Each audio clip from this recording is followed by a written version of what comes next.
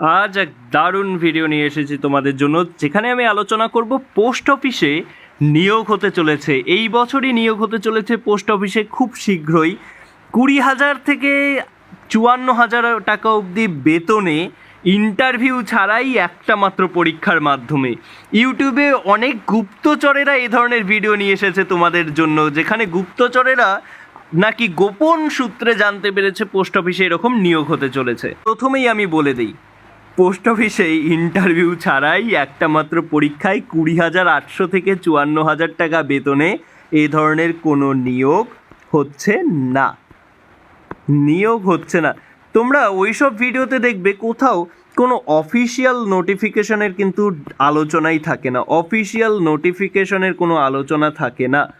তারা শুধুমাত্র ভাওতাবাজির মতো বোর্ডে অনেক কিছু লিখে দেখাবে, এই হচ্ছে সেই হচ্ছে, এইভাবে নিয়োগ হবে, এত তারিখ নিয়োগ হবে। তো প্রথমেই বলে দিই, এ ধরনের নিয়োগ হচ্ছে না।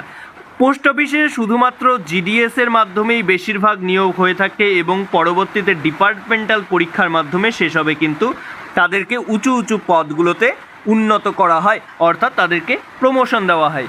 এ ধরনের কোনো নিয়োগ এই মুহূর্তে একদমই নেই।